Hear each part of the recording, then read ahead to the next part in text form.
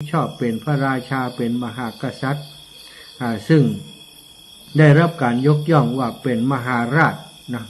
มหาราชนี้พระราชาแต่ละองค์นี้บัดได้ว่ากษัตริย์ในเมืองไทยก็ได้เป็นมหาราชทุกองค์นะพระเจ้าตากสินมหาราชพระนเรศวรมหาราชภูมิพลอดุลเดชมหาราชพระปิยมหาราชเนี่ยก็บางองค์ก็ได้เป็นมหาราชนะแต่รัชกาลที่9นี่ทรงเป็นมหาราชอีกองค์หนึ่งซึ่งพระสงฆ์นิกรชาวไทยทั้งหลายทรงพระองค์ทรงงานจนพระสงฆ์นิกรชาวไทยทั้งหลายได้ยอมรับได้ฮักพระองค์เหมือนกับเป็นป่อนะเป็นป่อหลวงของปวงชนชาวไทยไปมีอยู่ตอนที่อาตมาเดินธรรมยัตราครั้งแรกสถาน2563ปีนั้นเนี่ยอาตมาตั้งใจอุทิศพระเป็นพระราชกุศลแด่พระองค์ท่านตอนนั้นออกเดินทางวันที่13ตุลาประชุมกัน13ตุลาอาตมาออกเดินทางธรรมยัตราเดือนพฤศจิกา5พฤศจิกาเริ่มโครงการธรรมยัตราเพื่อการศึกษา13ตุลาแล้วก็ออกเดินธรรมยัตราวันที่5พฤศจิกาตลอดเส้นทางได้ระลึกถึงคุณงามความดีของพระองค์ที่ทำไว้แก่พระสงฆ์นิกรชาวไทยเขาเหน็ดเหนื่อยเพียงคนเดียวเล็กๆน้อยๆเพื่อจะช่วยเหลือโรงเรียน แต่พระองค์พระเจ้าอยู่หัวรัชกาลที่9เนี่ยพระองค์ทรงเหน็ดเหนื่อยพระวรกายตลอดพระชนชีพตั้งแต่รับเป็นพระเจ้าอยู่หัวเป็นราชามหากษัตริย์ปกครองไฟฟ้าประชาชนชาวไทยบ่าทรงมีความสุขสบายแม้แต่วันเดียวส่วนพระองค์ทำหน้าที่เพื่อพระสงฆ์นิกรตลอดโดยเฉพาะในวัยหนุ่มที่พระองค์ขึ้นร้อยห้วยได้ก็ขึ้นไปบนดอยไปในที่ข้าราชการไปบัดถึงพระเจ้าอยู่หัวไปถึงมัดขึ้นรถขับรถทรงขับรถโดยพระองค์เองไปในถิ่นที่ทุรกันดารมีแผนที่เหียมีปากกาดินสอเหียมีคนติดตามบักกี่คนก็ไปสถานไปส่งเสริมไปดูว่าพื้นที่แห่งนั้นขาดแคลนเรื่องอะไรอย่างถึงทำไมเขาถึงยากจนทำไมเขาถึงลำบากเข้าไปหาข้าราชการของพระองค์ไปบัดถึงแต่พระเจ้าอยู่หัวไปถึงกุฏิกูแห่งสถาญาติโยมถึงเพราะฉะนั้นจึงแบบแปลกใจเนาะที่พระสงฆ์นิกรคนไทยหมู่เฮาทั้งหลายยังระลึกนึกถึงพระคุณของพระองค์ท่านอยู่ตลอดเวลาอาตมาเวลาใช้คำว่าจิตอาสาเวลาใช้คำว่าเสียสละนี้อาตมาจะนึกถึงพระเจ้าอยู่หัวซะท่าบอกว่าเป็นอย่างนะมันรู้สึกว่าคำว่าจิตอาสาคำว่าเสียสละเนี่ยนอกจากพระเจ้าอยู่หัวของเฮาแล้วเนี่ยบ่มีไผที่จะเป็นต้นแบบในความเสียสละอย่างยิ่งใหญ่ได้พระเจ้าอยู่หัวนี่เป็นต้นแบบเลยเนาะรัชกาลที่9เป็นต้นแบบของความเสียสละอย่างยิ่งใหญ่เป็นผู้ที่ทรงงานเพื่อพระสงฆ์นิกรคุณธรรมจริยธรรมเรียกว่าราชธรรมเนี่ยของพระราชาเนี่ยทศพิธราชธรรมของพระเจ้าอยู่หัวของเฮานี่สมบูรณ์แบบที่สุดที่พระองค์ทรงปฏิบัติหน้าที่อยู่ในทศพิธราชธรรมธรรมของพระราชา10ประการเนี่ยพระเจ้าอยู่หัวบ่มีขาดตกบกพร่องเลยรัชกาลที่9จะนักกว่านั้นโดยซ้ำไปนะเกินทศพิธราชธรรมโดยซ้ำไปสิ่งที่พระองค์ทรงทำเมื่อพระองค์สวรรคตไปก็ทำให้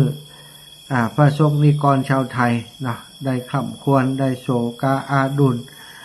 อาลัยหาพระองค์แต่อย่างใดก็ตามชีวิตของคนเฮาศรัทธาราชามหากษัตริย์ก็จังเตอะคนร่ำคนรวยเศรษฐีมหาเศรษฐีก็จังเตอะสุดท้ายก็ต้องจากไปหรือว่าต้องตายเหมือนกันกุคนเหมือนกับหมู่เฮาเนี่ยเนาะแต่เฮาเกิดมาครั้งหนึ่งเนี่ย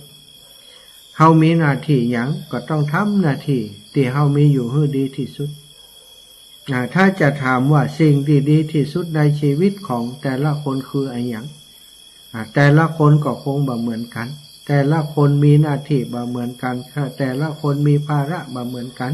แต่ละคนมีความต้องการบ่เหมือนกันเพราะฉะนั้นสิ่งสำคัญที่สุดในชีวิตของแต่ละคนแน่นอนย่อมบ่เหมือนกันศรัทธาญาติโยมบางคนสิ่งสำคัญที่สุดในชีวิตนะก็คือการได้ช่วยเหลือผู้อื่นสิ่งที่สำคัญที่สุดในชีวิตของบางคนก็อาจจะเป็นต้องร่ำรวยที่สุดถึงจะมีความสุขที่สุดแล้วก็คิดว่าสิ่งเหล่านั้นคือสิ่งที่สำคัญที่สุดบางคนเอาความร่ำรวยเอาความมีฐานะหลักฐานคือสิ่งสำคัญที่สุดในชีวิตการแสวงหาของคนเฮานั้นศรัทธาญาติโยมเฮาแสวงหาสิ่งที่สำคัญที่สุดในชีวิตของเฮามาตั้งแต่น้อยเฮาก็ตั้งแต่น้อยๆมาเฮาไปหำไปเฮียนก็เพื่อจะว่าวันหนึ่งจะเอาวิชาความรู้นั้นมาสร้างมาทำในสิ่งที่สำคัญที่สุดในชีวิตสิ่งที่สำคัญที่สุดในชีวิตหลายๆคนก็อาจจะคิดว่าถ้ามีงานทำที่ดีมีงานทำที่มั่นคงมีงานทำที่มีรายได้นักๆค้าขายมีรายได้นักๆร่ำรวยนั่นคือสิ่งที่สำคัญที่สุดในชีวิตเพราะเงินสามารถซื้อทุกสิ่งทุกอย่างได้ซื้อความสุขความสบายซื้อฐานะซื้อหลักฐานแม้กระทั่งซื้อสามีซื้อภรรยาแม้กระทั่งซื้อสิ่งที่สำคัญที่สุดที่โลกเปิ้นคิดว่าเป็นสิ่งสำคัญอย่างเช่นเพชรนิลจินดามาประดับกายาตนตัวนี้ก็ได้มาจากเงินทองเงินทองคือแก้วสารพัดนึกบางคนก็บอกว่าสิ่งเนี้ยดีที่สุดสำหรับชีวิตคือเงินทองแต่ณวันเวลาหนึ่งเมื่อไปถึงจุดหนึ่งศรัทธาญาติโยมจุดที่เฮาเจ็บเป็นเย็นอุ่นมาเงินก็ส่งเฮาได้แค่โรงพยาบาลศรัทธาญาติโยมทั้งหลายเงินบ่สามารถจะซื้อชีวิตของเฮาได้เป็นคนบางคนนี่มือเงินเป็นร้อยล้านพันล้านอย่างคนที่เป็นเจ้าของแอปเปิลศรัทธาแอปเปิลก็คือโปรแกรมเนาะคนที่เป็นเจ้าของเทคโนโลยีชั้นสูงนะสุดท้ายมีเงินบอกว่ากี่แสนล้านนะศรัทธาเป็นมะเร็งก็จากไปเหมือนกันอันนี้คือบางคนนี่ก็หามลุ่งหามค่ำทำงานหามลุ่งหามค่ำพยายามหาเงินมาเพราะคิดว่าสิ่งเนี้ยคือสิ่งที่สำคัญที่สุดในชีวิตถ้ามีเงินและทุกอย่างก็จะตามมาชื่อเสียงเกียรติยศทุกสิ่งทุกอย่างก็จะตามมาศรัทธาอีปอยอีแม่ทั้งหลายแต่หลายๆคนอย่างที่ว่าเนี่ยพอถึงเวลาหนึ่งมาป๊บถึงจุดหนึ่งมาป๊บโอ้เมื่อเข้าใจก็สายเกินไปแล้วหาเงินมาท่วมบ้านท่วมเมืองอย่างมีราชามหากษัตริย์องค์หนึ่งศรัทธาเป็นพระราชาปกครองอยู่ประเทศหนึ่งอยากจะได้ประเทศอื่นมาเป็นของตัวก็ไปโฮบเปิ่นศรัทธาไปโฮบประเทศเล็กๆก่อนเอาได้เปิ่นมาก็ยึดทรัพย์ริบทรัพย์เปิ่นมาเขาจะต้องส่งสวยให้พระราชาองค์นี้ยึดมาได้เมืองสองเมืองก็ดีใจยึดต่อไปฮบต่อไปฮบต่อไปฮบต่อไปข้ามน้ำข้ามทะเลไปข้ามหลายทวีปไปฮบเปิ่นจนเป็นจักรพรรดิเป็นพระราชายิ่งกว่าพระราชามีทรัพย์สินเงินคำมหาศาล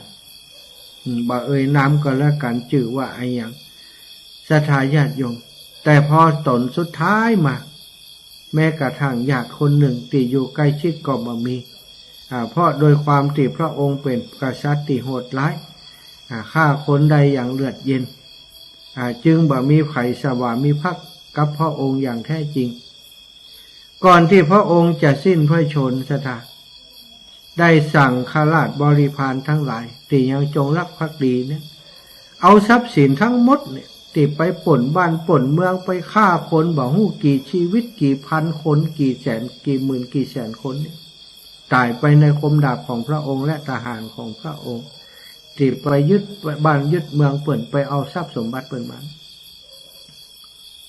คือเขาเอามากองอยู่หน้าพระลาน พระราชวังของพระองค์ห้องโถงใหญ่ๆเอามากองเต่าใดก็บ่ตึกบ่เต้ากองเต้าภูเต้าดอยเสถาคนทั้งหลายก็แปลกใจว่าทำไมพระราชา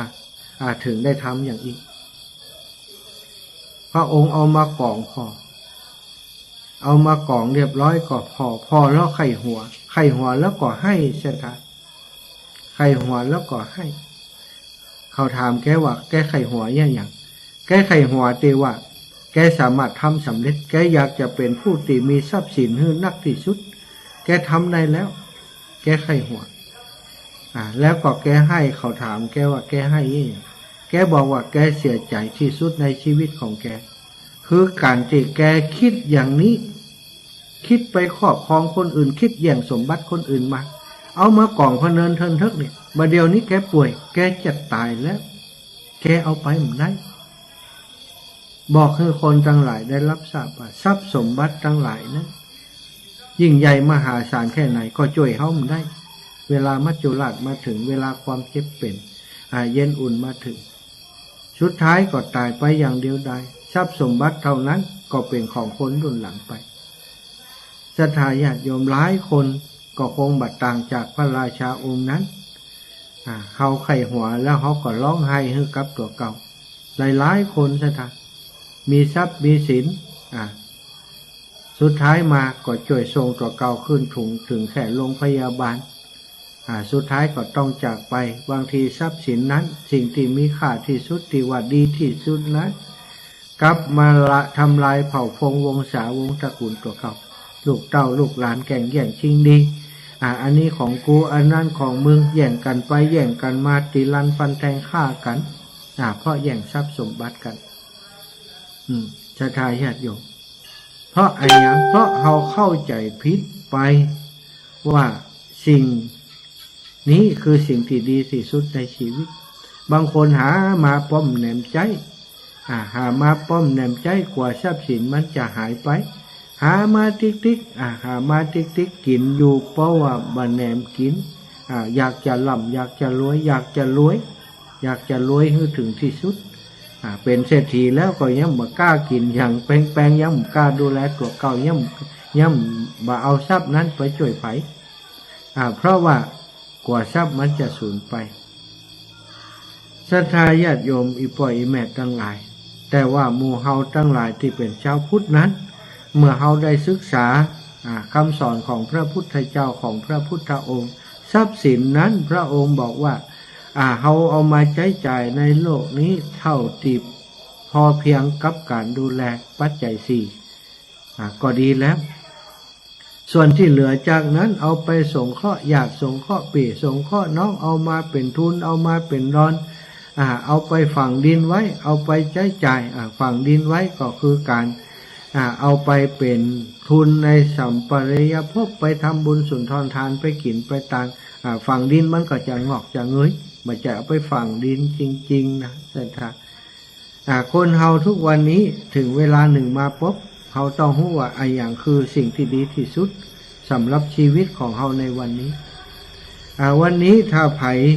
ยังบ่ฮู้เตื้อว่าอย่างคือสิ่งที่ดีที่สุดในชีวิตของเฮาก็ถือว่าเฮาก็เสียที่เฮาได้เกิดมาเป็นมนุษย์พบพระพุทธศาสนา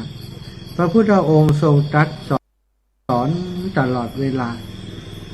ว่าทรัพย์ภายนอกนั้นมีแต่จะเสื่อมสูญไปแต่พระทรัพย์ภายในคืออริยทรัพย์นั้นคือสิ่งที่ประเสริฐที่สุดสำหรับชีวิตของคนเฮาอริยทรัพย์นั้นเฮาบ่สามารถจะซื้อหามาได้โดยทรัพย์ภายนอกเสียทีเฮาอยากจะได้ความสุขภายในอยากจะให้จิตใจเฮามีความสุขเฮาก็ต้องสร้างเองสะสมเองทำเองอยากจะได้ดีอย่างที่อาตมาเคยย้ำอยู่เสมอบางคนอยากได้ดีอยากทำดีอยากทำดีแต่ว่ามาทำมีโอกาสจะทำมีโอกาสก่อมทำก็ท่านอาจารย์พุทธทาสเลยประชดประชันแกมด่าไปตัวเนี้ยว่าอยากได้ดีไม่ทำดีนั้นมีมากดีแต่อยากหากไม่ทำหน้าคำหนออยากได้ดีต้องทำดีอย่าลีลอดีแต่ แต่ขอรอแต่ดีไม่ดีเลยดีแต่ขอรอแต่ดีมันได้ความดีจะมาหาเฮาใช่ไหมในพุทธศาสนาอัตตาหิอัตโนนาโถโกหินาโถปโลสิยะอัตตาหิอัตโนนาโถตนแลเป็นที่พึ่งแห่งตนคนอื่นไผจะเป็นที่พึ่งแห่งเฮาได้วันที่เฮาเจ็บเป็นเย็นอุ่นมาศรัทธาญาติโยมโรคภัยใครเจ็บมาเบียดเบียนถามลูกเต้าจะเป็นแตนเฮาได้ก่อพ่อแม่จะเตนเฮาได้ก่อแตนเฮาได้ก่อสามีภรรยาจะแตนเฮาได้ก่อเป็นแตนไผบ่ได้เป็นแตนกันบ่ได้สักคนการที่เฮาจะพ้นจากการถูกกิเลสจองจำก็เช่นเดียวกันถ้าทุกวันนี้เฮาก็ติดคุกของกิเลสนะติดคุกของความโลภของความโกรธของความหลงอวิชชากักขังเฮาอยู่ความบ่ฮู้กักขังเฮาอยู่บางคนก็กักขังด้วยเรื่องทรัพย์สมบัติบางคนก็กักขังด้วยทรัพย์สินเงินทองต่างๆบางคนก็ถูกกักขังด้วยความรักของสามีภรรยาลูกเต้าทั้งหลายบ่สามารถจะออกจากโลกนี้ไปได้บ่สามารถจะปฏิบัติธรรมน้อมนำคำสอนของพระพุทธเจ้ามาปฏิบัติได้ติดข้องเกี่ยวกับสิ่งหมู่นี้เป็นเครื่องน่วงเป็นเครื่องจองจำเฮาแต่เครื่องจองจำที่นักที่สุดนั้นก็คือตัณหาราคะศรัทธาญาติโยมความโลภความโกรธความหลงต่างๆเนี่ยเป็นเครื่องจองจำเฮาอยู่ถ้าเฮาอยากจะออกจากเครื่องจองจำหมู่นี้ไปหาสิ่งที่ดีที่สุดก็คือความหลุดพ้นต้องใจพลังของตัวเก่าจะต้องใจเปิ้นเรียกว่าใจพละหรือว่าอินทรีย์อินทรีย์5พละกำลัง5เนี่ยศรัทธาวิริยะสติสมาธิปัญญาศรัทธาวิริยะสติสมาธิปัญญาธรรมะทั้ง5ประการสิ่งทั้ง5ประการนี้จะต้องสร้างขึ้นเองเริ่มจากมีศรัทธาก่อนศรัทธาคำสอนของพระพุทธเจ้าศรัทธาในแนวทางที่พระพุทธเจ้าทรงตรัสไว้เมื่อเฮาศรัทธาพระองค์แล้วพระองค์ทรงสอนให้เฮาถอนตัวจากกิเลสจากความโลภความโกรธความหลงทำลายความหันแก่ตัวทำลายความบ่มีไปสู่ความบ่มีตัวตนเป็นคนบ่ยึดมั่นถือมั่นก็เริ่มจากศรัทธาในพระองค์เมื่อศรัทธาแล้วก็พยายามภาคเพียรมีวิริยะภาคเพียรในการที่จะฮู้ธรรมอดทนในการที่จะเรียนรู้อดทนในการที่จะพิสูจน์ตัวเองมีวิริยะมีสติกำกับการกระทำของตัวเก่าทุกขั้นตอนในการกระทำบ่ปล่อยให้กิเลสตัณหาหรือว่าอวิชชามาครอบงำมีสติเมื่อมีสติแล้วระลึกได้สมาธิก็มาความตั้งมั่นความตั้งมั่นความแน่วแน่ของจิตก็จะเกิดขึ้นเมื่อความแน่วแน่ของจิตเกิดขึ้นปัญญาก็จะเกิดปัญญาที่เกิดนี้เกิดขึ้นจากการที่ไม่ใช่จากการเรียนรู้จากการปฏิบัติพอปฏิบัติเขาก็จะหันโดยปัญญาว่าอ๋ออย่างอีกะความโลภมันเกิดขึ้นอย่างอีความโกรธมันเกิดขึ้นอย่างอีความหลงมันเกิดขึ้นอย่างอีความโมโหโทสะมันมีที่เกิดมันมีที่ไปอย่างอีแล้วเกิดจากการกระทบกันของผัสสะถ้าเฮาพิจารณาไปเชื่อเฮามีศรัทธาวิริยะสติสมาธิมีปัญญาเกิดขึ้นเฮาก็จะหลุดพ้นไอ้นี้เพิ่นเรียกว่าอัตตาหิอัตโนนาโถเฮาต้องพิสูจน์ด้วยตัวเก่าของเฮาด้วยต้องทำด้วยตัวเก่าของเฮาทุกขั้นตอนของการปฏิบัติธรรมแล้วเขาก็จะไปพบสิ่งที่ดีที่สุดของชีวิตถ้ามันไปบัดถึงศรัทธาญาติโยมแค่เขาศรัทธาในเรื่องของทานศีลภาวนาแล้วก็ปั๊มเป้งทำกันในทานศีลภาวนาเขาก็ถือว่าเขาก็ใกล้ความหมดทุกข์หรือว่ามีความสุขนักกว่าความทุกข์ศรัทธาญาติโยมทั้งหลายวันนี้ก็เป็นสาระธรรมที่นำมาฝากกับศรัทธาญาติโยมอาตมาภาพเองในช่วงที่ผ่านมาศรัทธาทั้งหลายก็คงจะทราบว่าได้ทำกิจกรรมหรือว่าได้อธิษฐานธุดงค์เข้าวัดเป็นการปฏิบัติธรรมเล็กๆของตัวเก่าเวลามีบรรณักศรัทธาเนื่องจากว่าปัจจุบันนี้ได้รับผิดชอบงานช่วยงานครูบาอาจารย์ หลายด้านหลายพื้นที่นะตึงลำปางตึงเชียงใหม่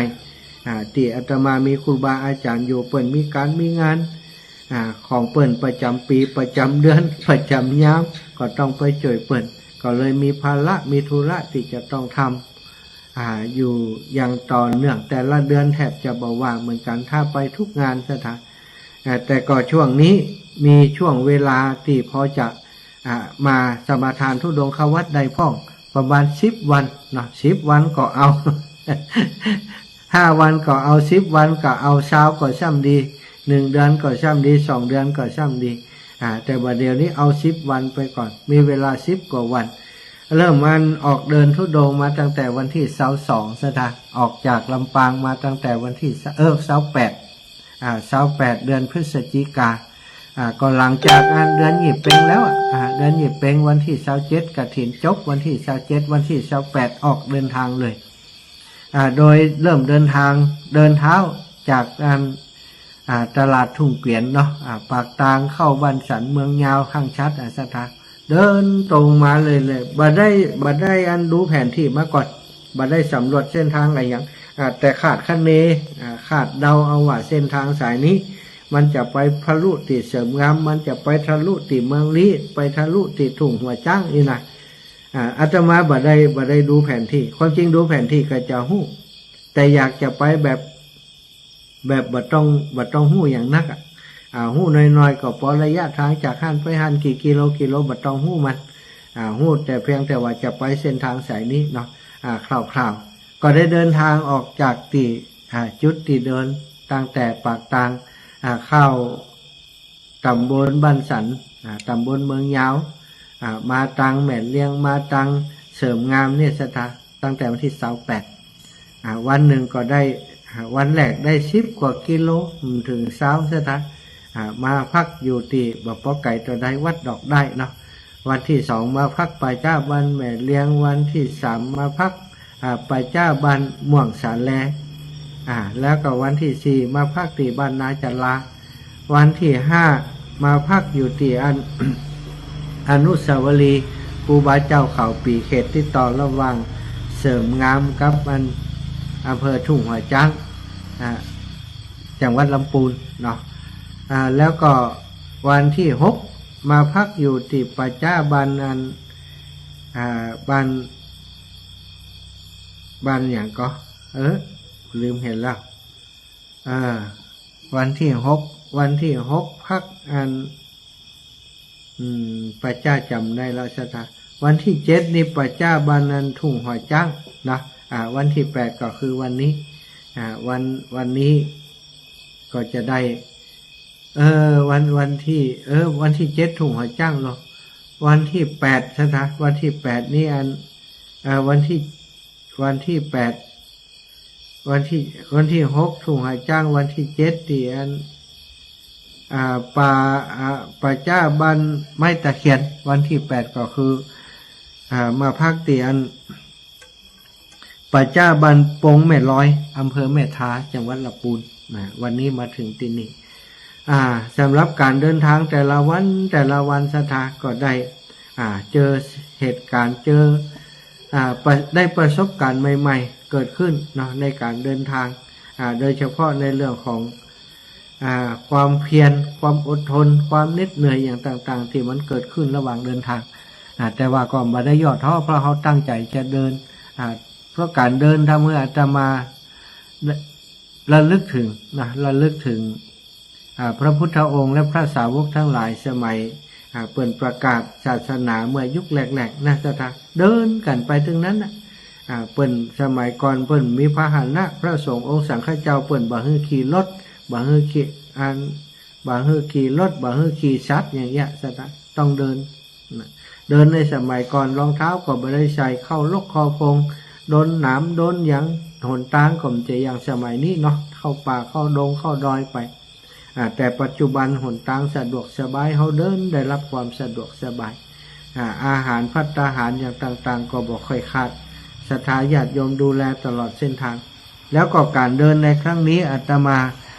ได้มีวัตถุประสงค์เพิ่มเติมมาก็คือช่วยงานครูบาอาจารย์ที่เปิ่น ได้รับเป็นเจ้าภาพสร้างห้องน้ำที่วัดปากตางเจริญ1 ห้องเนาะซึ่งเป็นเงินอยู่ 25,000 บาทอาตมาก็ประกาศให้ศรัทธาญาติโยมเพิ่นได้รับทราบว่าอาตมาจะเป็นเจ้าภาพ1 ห้องเนอะศรัทธาญาติโยมไผอยากจะร่วมให้ร่วมห้อมก็ห้อมโอนปัจจัยไปที่วัดปากตางเจริญแล้วแจ้งให้อาตมาทราบเขาจะได้ร่วมโครงการด้วยกันก็มีหลายท่านเนาะเพิ่นแจ้งมาอย่างวันนี้มีศรัทธาญาติโยมจากทางเมืองฝางพุ่นน่ะจากทางเมืองฝางแม่บัวพัดหน่ออาสาตำบลสันทรายหมู่3บ้านสีมงคลบ้านสีมงคลร่วมบุญมา500เนาะฝากคุณโยมแม่บุญปันตาเหียงแล้วก็คุณโยมกนกพิษอาสารับผิดชอบโอนปัจจัยมาให้เรียบร้อยแล้วเนอะโยมแม่บัวพัดหน่ออาสาโยมแม่บอกว่าโอ้ฟังงั้นท่านอาจารย์มาหาตลอดติดตามตลอดแต่บ่ค่อยได้โทรมาก็โทรมาพ่องก็ได้เนอะอีแม่จะได้ฮู้ว่าโอ้เปิ่นฟังอยู่ที่ไหนก็เดี๋ยวถ้าไปเมืองฝางมีโอกาสจะแวะไปเยี่ยมอีแม่เนอะแม่บัวพัดหน่ออาสานี่นะอยู่ปูนอยู่เมืองฝางอยู่สันทรายสีมงคลสถานก็ต้องขอบคุณศรัทธาญาติโยมทั้งหลายที่ร่วมบุญมาเนาะวันนี้ก็มีหลายท่านด้วยกันตะกี้ได้ประกาศไปแล้วตอนที่ออกรายการไปที่ลำปาง ตั้งเชียงใหม่ก็มีหลายคนเนาะแจ้งมาเตียกมาว่าท่านอาจารย์อีแม่ร่วมบุญไทเนอร์อีแม่โอนไปที่วัดป่าตังเจริญเรียบร้อยแล้วก็ขออนุโมทนาบุญกับศรัทธาเนาะศรัทธาบุญทั้งหลายที่จะร่วมบุญห้องน้ำนาที่วัดปากตางเจริญกับอาตมาภาพและกับท่านอาจารย์พระครูอภิวัฒนวิกรมศรัทธาสามารถโอนปัจจัยไปร่วมสนับสนุนได้ห้องน้ำนี่ถือว่าสำคัญนะศรัทธาญาติโยมเสนาสนะต่างๆในวัดในวามีหลายอย่างโบสถ์วิหารศาลาเนาะโบสถ์วิหารศาลากุฏิทุกสิ่งทุกอย่างถ้าเทียบกันแล้วอาตมาว่าห้องน้ำนี่มันจำเป็นนักหนานะคนทั้งหลายไปทำบุญที่วัดนี่ถ้าบ่มีห้องน้ำนี่แย่แล้วก็วันที่11เนี่ยคนจะไปหลายท่านอาจารย์ก็เป็นห่วงกังวลว่าห้องน้ำที่มีอยู่จะบ่เพียงพอเพราะว่ามีประสบการณ์จากปีก่อนๆที่ห้องน้ำที่มีอยู่มันเพียงพอท่านอาจารย์ก็เลยได้ตัดสินใจเนาะสร้างห้องน้ำเพิ่มแห่ม10 ห้องโดยประกาศให้ศรัทธาญาติโยมครอบครัวขึ้นสีขาวศรัทธาที่เป็นศรัทธาของท่านอาจารย์พระครูตัวแจ้งประกาศไปทาง Facebook ก็มีคนหอมมาหลายท่านหลายคนอยู่เหมือนกันเนาะอย่างหลวงปู่พระครูปฏิภาณธรรมทินเป็นตัวแทนของพี่น้องตังเวียงป่าเป้ารับเป็นเจ้าภาพ1 ห้อง25,000แล้วก็คุณโยมจากทางเมืองฝางก็รับผิดชอบ1 ห้องแล้วก็ในเครือข่ายของเมืองฝางเนอะศรัทธาญาติโยมมีศรัทธาญาติโยมโทรมาหาอาตมาว่าอีแม่จะหอมตัวได้ก่อท่านอาจารย์พอดีที่เมืองฝางเนี่ยมีโยมแม่จงดีเชื้อกันทาโยมแม่เปิ้นเป็นภาระธุระในเรื่องการรับบริจาคร่วมสมทบห้องน้ำแล้วงานประเพณีที่วัดปากตางเจริญในวันที่11ศรัทธาอีปล่อยแม่ตั้งเมืองฝางติดต่อไปหาอีแม่เนอะสะดวกเพราะโยมแม่นี่เปิ้นละเอียดเปิ้นจดหมด10 ชาว100 ปันอย่างต่างๆเปิ้นจดแล้วเปิ้นลงรายการประกาศให้ทราบทั้งกลุ่มไลน์ของโยมแม่ตลอดอาตมาเดี๋ยวก็จะดูรายชื่อที่โยมแม่เปิ้นประกาศในกลุ่มไลน์ของเปิ้นเอามาประกาศให้ศรัทธาญาติโยมได้รับทราบโดยเนาะศรัทธาญาติโยมทั้งเมืองฝางเนอะแจ้งให้ทราบว่าหอมกับคณะของโยมแม่จงดีเลยแล้วโยมแม่เปิ้นจะนำมาถวายอาจารย์ในวันที่11 ตุลาโยมแม่เปิ้นมาทุกปีนะโยมแม่จงดีพร้อมคณะครอบครัวขึ้นสีขาวทางเมืองฝางเพราะมาที่ปากตางเจริญแล้ววันที่12โยมแม่ก็จะไปร่วมบุญที่วัดม่อนฤาษีโยมแม่จะอยู่ปฏิบัติธรรมหันปีนี้รู้สึกว่าจะอยู่ยาวเลยตลอดเลยนะก็ฝากศรัทธาญาติโยมทั้งหลายตัวถ้าเวียงป่าเป้าติดต่อที่หลวงปู่พระครูปฏิภาณธรรมทินเนอะส่วนที่ลำปางนี่ก็ผ่านที่อาตมาได้ผ่านที่อาตมาก็จะดูแลจัดการให้กับทุกท่านเนาะที่ลำปางเพื่อจะได้ร่วมบุญกันเป็นกลุ่มเป็นก้อนเป็นหมู่เป็นคณะศรัทธา เขาจะได้หันว่าโอ้ลำปางเขาก็ได้ต้วยเปิ่นห้องหนึ่งลบเนาะ จะไปถามว่าอันใดของลำปางนะเข้าไปเถอะเนอะลำปางเชียงใหม่ที่ไหนก็เหมือนกันนั่นเนาะเขาเป็นเจ้าภาพร่วมกับครูบาอาจารย์ก็สร้างบุญสร้างกุศลร่วมกันการที่เขาเกิดมาได้พบปะกันนี่ก็ไม่ใช่เป็นเรื่องบังเอิญหรอกสตาเขาเคยสร้างบุญด้วยกันมาก่อนนั่นเองถึงได้มาพบมาปะกันเนาะขอพอเวลากำเนอะ20:48 นาทีจะเปิดสายให้ศรัทธาญาติโยมได้โทรมาทักทายได้มามาจากันในชั่วโมงแรกแค่สัก 4-5 สายก่อนชั่วโมงที่2ก็ว่ากันต่อเนาะชั่วโมงแรกใครจะเป็นผู้โชคดีรายแรก0808844173เนอะ0808844173แจ้งผลการรับฟังก็ได้เนาะโทรมามาจากันเจริญปอนมาก่อนเลยเนาะแม่สีทอนป่าไผ่สันชัยเจ้าฟังอยู่ตลอดเด้อเจ้าติดตามรายการตลอดเด้อว่าไปถึงไหนนะโอ้ก็ฝากไปเด้อลูกเด้อสาธุโยมแม่ขอให้ลูกไปดีอยู่ดีมีสุขเด้อไม่ได้มาคล้องมาปานเลยเจ้าตลอดดิไม่ได้จะมาทางจังหวัดไม่ได้จัดสายไปอยู่เดี๋ยวเสร็จงานนั้นม่อนหรือสีก่อนถ้ำติดอย่างก็จะเดินไปพุ่นเนอะมาเนอะเจ้าแม่จะได้ประกาศเขาเพื่อจะมาเดินทุดงจังเทเด้อได้ถ้าจะมีโอกาสได้ไปอยู่เพราะตอนนี้จะช่วยอันทางวัดอันฝ่ายหินแม่เปิ่นจะสร้างห้องน้ำเปิ่นบ่เสร็จจากนั้นเจ้าภาพเปิ่นชั่วเหียอีกาที่จะได้ไปช่วยเปิ่นอยู่คือเปิ่นว่าวันที่23นี่จะการเปิ่นจะต่อน้ำป่าวันที่หยังก็23นี่จะการ23เดือนหยังก็เดือนเนี่ยค่ะฮะเดือนธันวาล่ะธันวากะฮะเราหาว่าเนี่ยที่สมัยเจ้าเดี๋ยวจะเช็คพอก่อนเนอะเจ้าแม่ดูดีไปสุกเนอะสาธุเจริญปอนสายต่อไปมาตรการเจ้าท่านมหาเจ้าอีแม่6379ไม่คุณละวัน63เจ้านี่อันสมาไปลืมเป็นยังอีแม่เขายังลืมอีแม่ลืมเป็นยังไม่แปลกหรอกเจ้ามันยังลืมมันยังลืมถ้าอกตั้งใจว่าอย่าไปถามลืมไปสนทนาธรรมเรื่องอื่นไปแบบเพราะว่าวัดคุทัศสีคีรีเนี่ยบรรยากาศดีนะเจ้าแม่กลับมาธรรมชาติบนภูเขานอนได้ตาลเนาะตาลเจ้าแม่วัดปักตาเจริญ 1,000 บาทเนาะดีวัดพุทธศิคีรีกับตาลเป็น1,000 บาทเนาะโอ้เจ้าแม่อนุโมทนาบุญได้แม่คุณเนอะตอนนี้มาอยู่ไหนอยู่อันป่าจ้าบ้านนั้นปงแม่ร้อยอำเภอแม่ท้ายแม่สะดวกสบายก็ดอกอันป่าจ้าเปิ่นนั้นสะอาดติว่ามีอันนกพิราบนอนได้ไหมเพียวแล้วละเพียวปัดกวาดเรียบร้อยละวางเชื้อไวรัสเลยถูอย่างเรียบร้อยแล้วแม่เพียวถูล่างเรียบร้อยละปวดเมื่อยตามตัวอยู่ก็ยังไม่ได้นวดคำเดียวแม่เดี๋ยวก่อนจัดรายการแล้วก็นวดเดี๋ยวก็หายไปลืมไปก็หายไปสาธุแม่จ้าบุญรักษานะแม่นะสาธุเจ้าสาธุแม่อุ้ยอินแม่สาบชะเมืองสาเจ้าเจริญปอนอารมณ์ดีเจ้าโยมแม่ก็อารมณ์ดีคนเท่าชะเมืองนี่ก็ได้ทำเนี่ยสักอย่างละนั่นน่ะแล้วแต่มาก็แล้วไปอันนั้นอยู่ในความมืดอย่างเนี้ย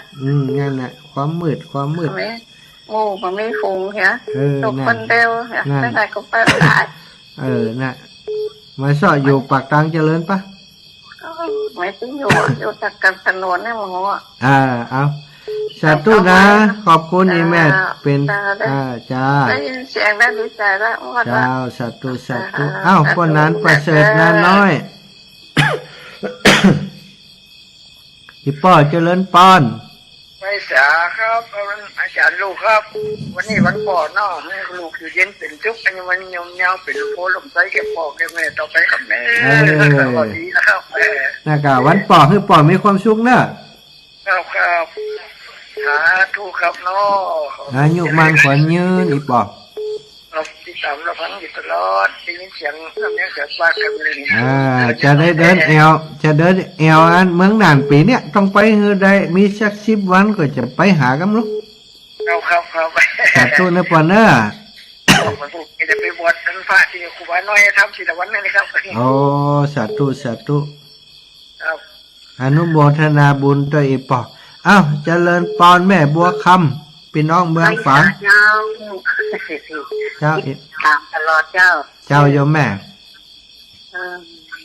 สะดวกสบายกันนอนที่นอนโอ้สบายดีแม่นอนนั้นมีศาสตร์มีอย่างปูยุงก็แม่เจ้ากลัวที่นกที่หนังมันเป็นเชื้อโรคที่หนังนะเจ้าแม่เจ้าสาธุนะแม่นะเจ้าภาษาเจ้าบุญรักษาเจ้าเจริญปอนแม่เรือนแสนต่อถอยช้าพระมหาเจ้าไม่ฟังอยู่เดี๋ยวอยู่ไหนเดี๋ยวนี่อยู่อันตะกี้ฟังอยู่ยังพูดว่าอยู่ไหนแม่ฟังอยู่แล้วพูดว่าอยู่ไหนครับจะอยู่ประจำไหนอยู่ประจำอยู่ประจำนั้นบ้านปงแม่ร้อย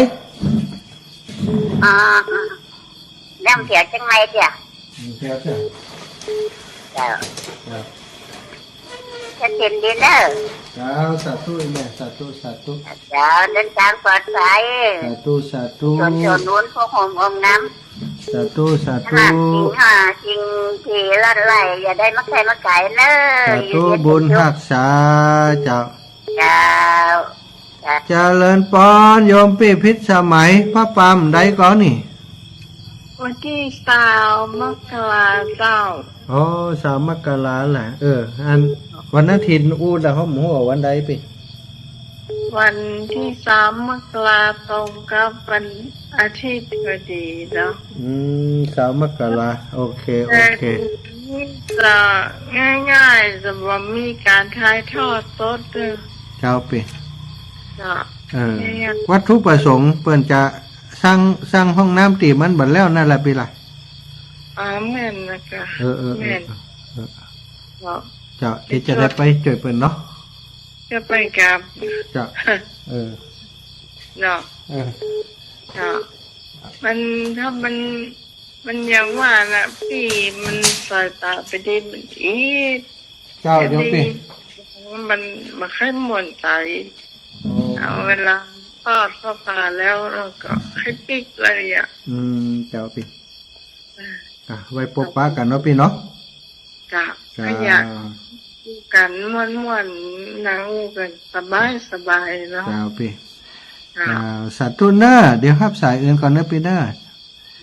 สาธุโยมปีพิษสมัยเจริญปอนแม่สีพันแม่โจหายไปเมินอีแม่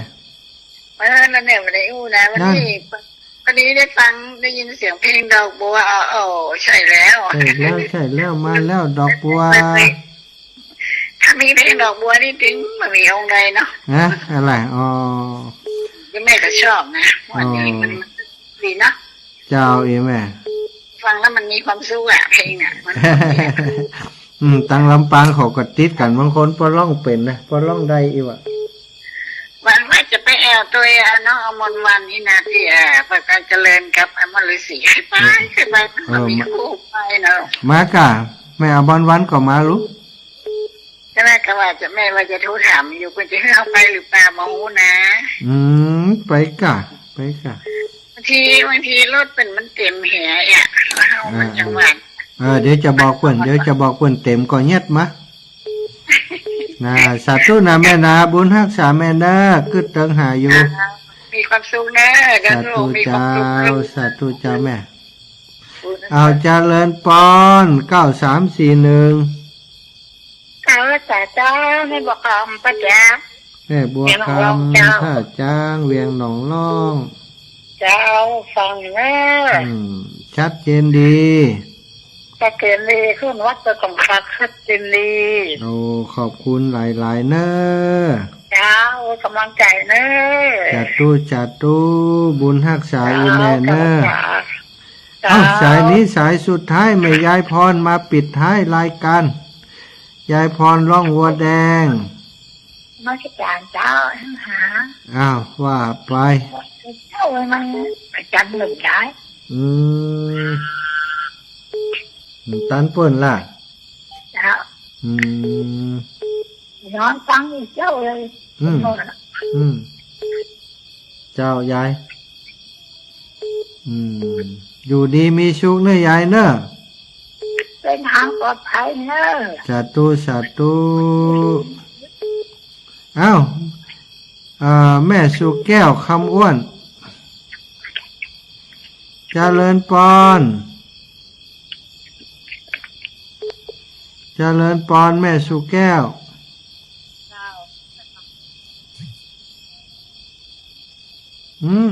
จะได้เสียงเบา ผมไม่ได้ยินนะเจ้า ได้ยินไหมอ๋อว่าเลย โอ้วันนั้น สัญญาณดีแม่สัญญาณโทรศัพท์ก็ว่าเสียงมัน แต่เนี่ยเจ้าแม่ได้ยินท่านอยู่นะ แต่ของอีแม่มันดังตอนเนื่องอ่ะ กะ แม่อู้ใกล้ๆอ้าว เจ้าใกล้แล้วเหรอเจ้า โอเค ท่านทางเข้าน่ะโอ้เขาจะรับขนาดไหน ล้ำกะกินข้าวกับมันหน่วยอันนี้มันก็กินกับเจนี่ โอ้ไม่ใช่วันนั้นวันนั้นท่านเข้าตอนนั้นฉันที่ใจจะได้ไปที่หวะ เด้ออ๋อ เจ้าแต่วันนี้บ่ได้หัน วันนี้มา เจ้า วันนั้นลักพรเฟซบุ๊กอะอุ้ยท่านจะรับได้ไหม เจ้าแม่ เจ้า จ้า มันเท่าแล้วสิ่งอย่างของเราอะ เจ้าอีแม่ เจ้า จ้าสาธุแม่เด้อ เจ้า สาธุเอ้าสัทธาญาติโยมท่าไผ่มโทรมาเตือกกับภาคกรเด้อเอาแม่มาริวันพี่ข้องานมาเจริญปอนแม่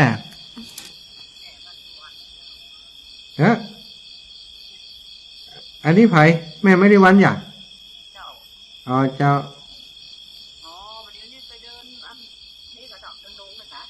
เจ้าแม่ มึงฝามก่อน โอ้ไปโพสอย่างพูดน่ะเมืองฝั่งไปแล้วลูก ไปล่ะ ไปเข้าก่อนลูกแม่เมืองฝั่ง แม่นี่บอกอยู่มาเอวต้องเพย์ พุ่นนี่ขึ้นรถไปอย่างเดียวอ่ะเดี๋ยวนี้นะไก่แกเมืองฝั่งเดินไปแล้วหลอบกับป๊อกกับไปหลอบสองอย่างวะ นึกว่ามาเดี๋ยวเอาไปเอวที่ตุ้นห้วยน่ะ เดี๋ยวไปอยู่ไปหาเปิ้นอยู่ เจ้า ไปเอวหาอยู่ แม่เขาก็จะมีอันปล่อยหลวงลูกวันเนี่ยสิ้นเดือนเนี่ย กะสิ้นเดือนมกราธันวานี่นะ ธันวานะเจ้า เจ้าแม่สาธุขอบคุณอีแม่นะ เจ้า บุญฮักษาแม่มะริวันพิเคราะห์งานเจริญปอนแม่บุญปันตาเหียง แล้วรัชกาลเจ้า อีแม่ เดี๋ยวนี้เดินถึงไหนแล้วเนี่ย เดินถึงงานอำเภอแม่ท้าอีแม่บ้านปงแม่ร้อยอำเภอแม่ท้า ฝุ่นตกว่ะเดินทางนี่ บัดตกแม่ปลอดภัยตลอดเส้นทาง เกือบนี้คนนี้ละ เจ้าแม่ บ้านที่ฝุ่นตกแต่ว่าแม่บัวฟัดคนมาบอกโอ้อินดูคนแกฟังตลอดแบบนั้น เจ้าลูกตาว่าไปหาโยมน้องคิดว่าเปิดฝากซองวันนี้เนาะเดี๋ยวคุยจัดการวันนั้นแม่อย่างเขาเตี๋ยวเขาไปแวะหาเปิ้นนะ ที่ไหน ที่อันบ้านเนี่ยบ้านนั้นเนี่ยก็แถวโรงเรียนสตรีไอ้แม่โรงเรียนสตรีอย่างก็การอาชีพโรงเรียนการอาชีพเขาจำชื่อเปิ้นได้หรอโอ้โหเนอะไปแก่ตอกไปอ่ะตั้งหลอกไปอ่ะอายุ80 ปลายนะ80 ปลาย อย่างได้ยินข่าวเหมือนกันเนาะประกันไปแหวจ้ะวันที่9นี่จะไปวัดหมอที่4อยู่นี่ไอ้ป้าตันกลางฟางอยู่นะฮะเก้านี่อย่างมาอย่างเจ้าจะอันโยมปุ่นจะเอาครัวไปไว้ก่อนจ้ะอ๋อป้ากันเลยแล้วป้ากลางตังกันเลยแล้วป้ากลางตังเจ้าใส่นะเจ้าเจ้าสาธุนะรักษาตัวดีๆนะเจ้าสาธุขอบคุณเจ้าแม่เจ้า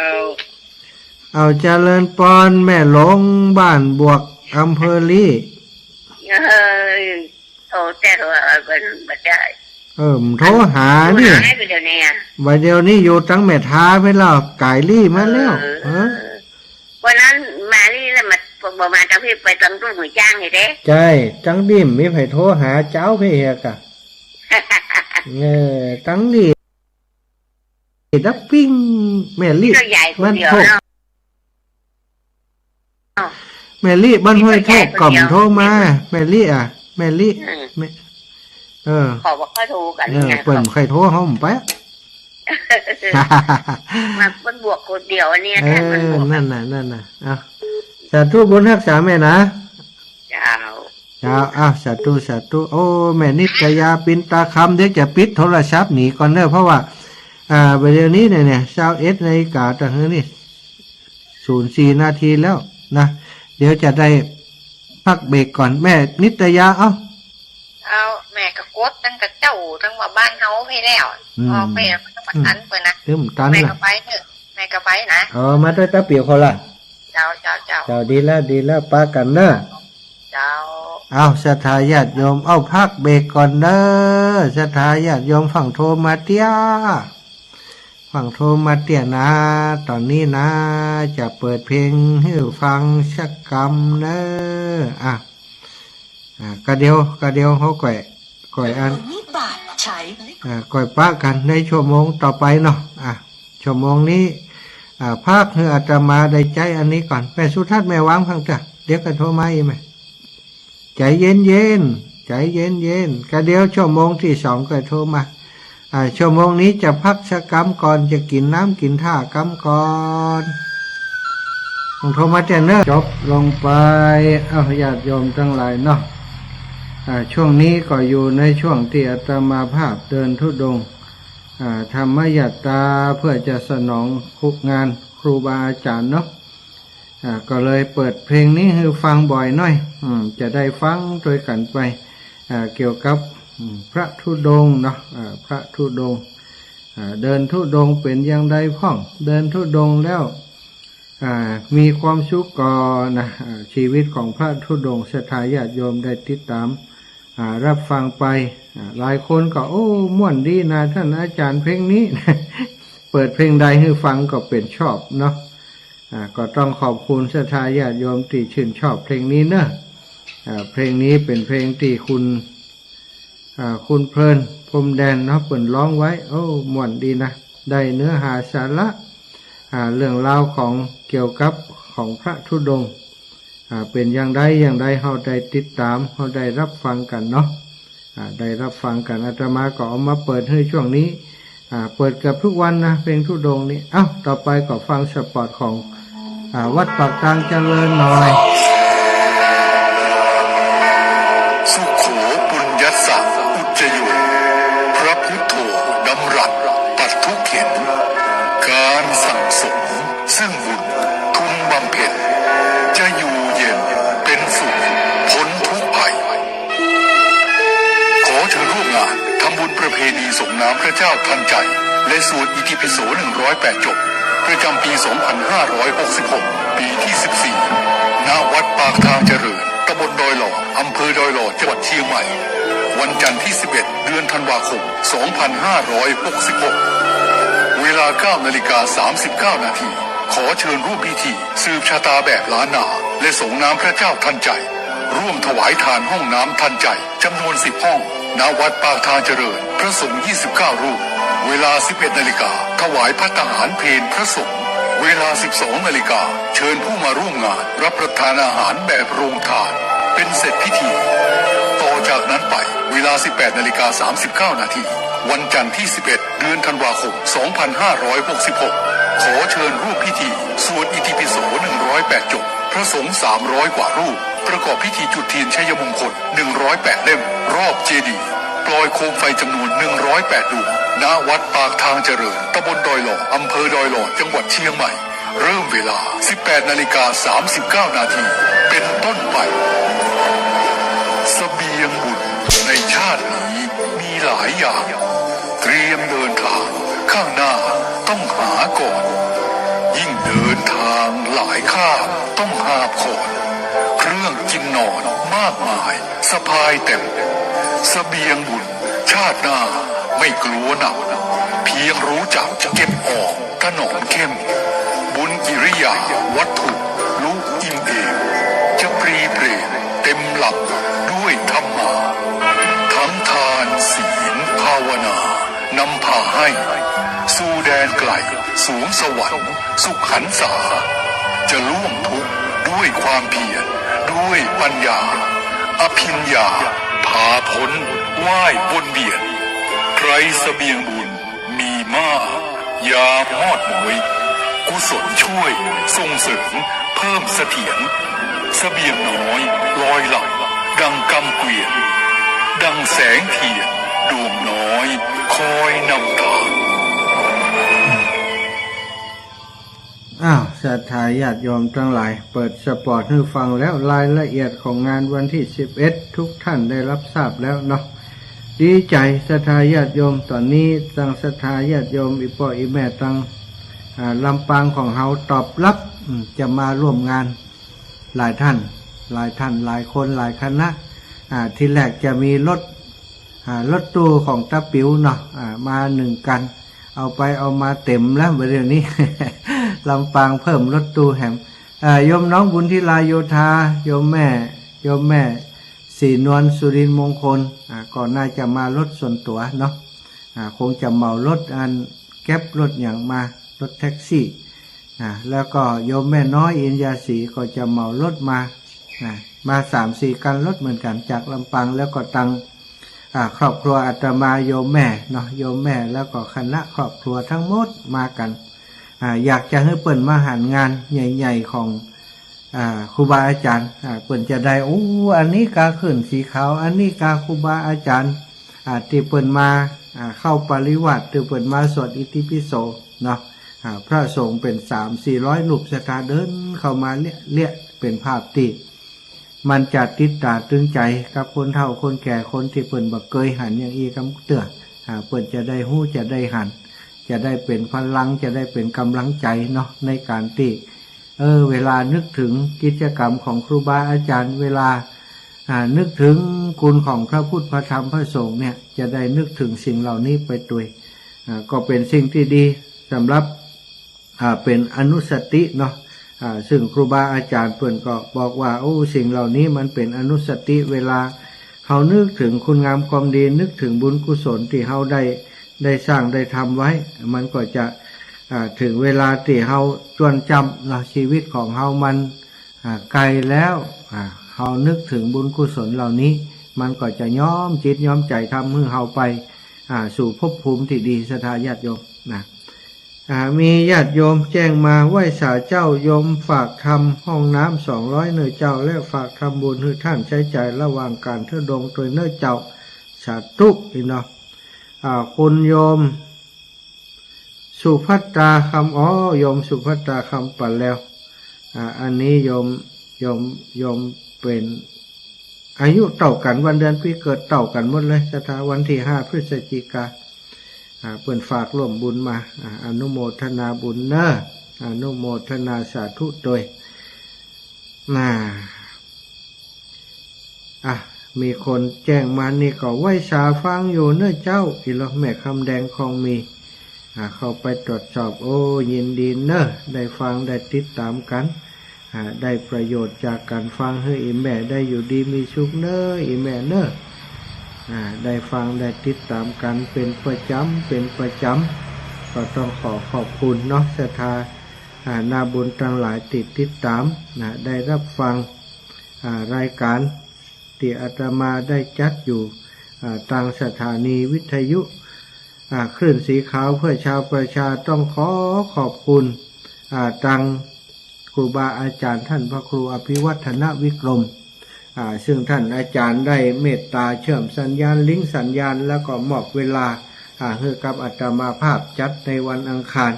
2 ชั่วโมงเนาะ2 ชั่วโมงนี้ปกติแล้วถ้าบ่มีเหตุการณ์บ่มีสถานการณ์จำเป็นอาตมาก็จะนิมนต์ครูบาอาจารย์หลายรูปหลายองค์มาเข้ารายการด้วยกันท่านอาจารย์เสน่ห์การลงก็ดีท่านอาจารย์ภาวินทรก็ดีแต่วันนี้เนี่ยมีเนื่องจากจะมีงานของครูบาอาจารย์แต่จะต้องต้องจ่าต้องประชาสัมพันธ์ให้ศรัทธาญาติโยมทั้งหลายได้รับทราบก็เลยยกเลิกไปก่อนนะเดี๋ยววันอื่นก็จะขอกราบเมตตาครูบาอาจารย์ที่มีความรู้ความสามารถเนาะท่านอาจารย์ภาวินทรท่านอาจารย์เสน่ห์การหลงได้มาพบปะกับศรัทธาญาติโยมเหมือนปกติเนอะแล้วก็วันที่11นี้ท่านอาจารย์เสน่ห์การหลงก็มานะที่ลำปางนั้นท่านอาจารย์ได้เมตตาให้อาตมาภาพได้นิมนต์พระสงฆ์จำนวน5 รูปด้วยกันมาร่วมงานในครั้งนี้อาตมาก็ได้นิมนต์หลวงพ่อท่านพระครูอุดมศิริทัตน์ท่านอาจารย์พระมหานพดลสุวรรณเมธีท่านอาจารย์พระครูศิริธรรมบัณฑิตเนาะได้มาร่วมด้วยเจริญปอนจากที่ไหนเอ่ยม่อนปีนฝางเจ้าม่อนปีนฝางกะแม่หยังจ้าแม่จันสมวงเพียงเจ้าแม่จันสมมันไปไม่ได้แม่จันสมจังจะเดินมาทางนี้ก่อนโอ้ไปผู้นิ่มได้เดินไปนั่งรถไปนี่ไปกะแต่ว่าเคยเดินแล้วเนาะเมืองฝางไปเดินแล้วเตือนหนึ่งละเจ้ามันแล้วเงินหนุนแล้วละแม่ก็จะมาเมื่อใดก็รองานกะรอมีงานอย่างตั้งปุ่นก่อนจะไปถ้างานหลวงป่อกางานถ้ามาทางห้วยงูนี่ตรงมาเลยเนอะเจ้าม่อนปีนนะเจ้าถามเปิ้นบ้านม่อนปีนนี่กะบ้านแม่จันสมเนาะเจ้าแม่ไปไหนได้เจ้าได้กะอาจารย์จำเริญก็อยู่ใกล้ๆแม่ลูกใครก็อาจารย์เจริญเจริญม่อนปีนโอ้พี่อยู่ใกล้เพิ่นอยู่บนดอยกันแม่กะบนดอยแม่กะใกล้บ้านนี่แม่ได้เจ้าให้ตามเขามันไปไหนได้นะมันไปยากอนุโมทนาบุญเอาเนื้อแม่เนอะเจ้าเขาได้การเปิดเขาก็ได้อนุโมทนากูวันเนาะตีวันกูออกนะเจ้ามันก็ฟังนะฟังเมินมาแล้วลูกโอ้ดีค่ะดีการกล้ามาได้นี่โอ้กำลังได้นี่กะเป็นมันลำบากเหรอตาผมโตขั้นทันทีโอ้เจ้าสาธุบุญกับอีแมนเนอร์เจ้าทานนะบุญเจ้าสาธุบุญ14146อันนี้จากทางใดฝางเจ้าเมืองฝางเมื่อไหร่เนี่ยเจ้าจะบอกที่ท่านอาจารย์ว่าวันนั้นที่มาแหวบ้านแม่อุ้ยตาเจ้าแม่อุ้ยตานะอันนี้คือลูกสาวเพิ่นกะเจ้าแล้วเพิ่นเมาตื่นเต้นว่าเสียใจไปได้ยันเจ้าการตั้งห้องมันท่านอาจารย์ตะกรรมวันนั้นห้องตื่นเต้นท่านอาจารย์มาบ้านเหรอแม่อุ้ยตาน้ำชื่อกุลยังก็อีกแม่อุษาเจ้าสาแม่อุ้ยสาน้ำชื่อกุลยังก็แก้วผมเนาะแก้วผมอันนี้ลูกสาวเพิ่นเนาะจ้าอันนี้ชื่อหยังคนโทแม่ทองสายมันแก้วผมกะแม่ทองสายแบบแก้วผมแล้วเจ้าแม่ทองสายน้ำชื่อกุลเนี่ยที่ยศเนาะที่ร้านกาน่ะแต่ท่านใจจำได้ละวันนั้นจดไว้ไหนหัวชื่ออีแม่เนี่ยได้กระทายลูกมามันได้ตอนมาทวงว่าท่านเป็นนึกชื่อแม่บ่ออกเลยค่ะเจ้าเดี๋ยวก็จะฝากแม่จงดีไปเนอะสาธุจ้ะโอ้ดีขอบคุณเนอะลูกสาวแม่วิสาโทรมา เจ้า สาธุขอบคุณอีแม่เจริญปอนแม่คำนวณดินดำเอาเห็นละโทรเห็นละสาธุแม่ เจ้าจะได้แม่ใช้หารแค่ไปเงา เอาใครไปก่อนมาฮึ ถ้าจะรอบนี้ไถ ไอ้แม่ถามมันนั่นเนอะตรงปงเนี่ยถามตรงปงบ้านนั้น ถาม อัน ใครอ่ะ ไอ้ปะน้อมนายใหญ่บ้านตรงปงไปต้อยได้กอยน่ะ แม่ไปถามจะรอบน่ะเดี๋ยวนี้เบอร์เป็นแล้ว ฮะก่อยโทรมาหาเดี๋ยวก่อยบอกให้เอาเดี๋ยวก่อยบอกให้เขาขี้ขันชอบ จะ นี่ มาเอาอ่ะพี่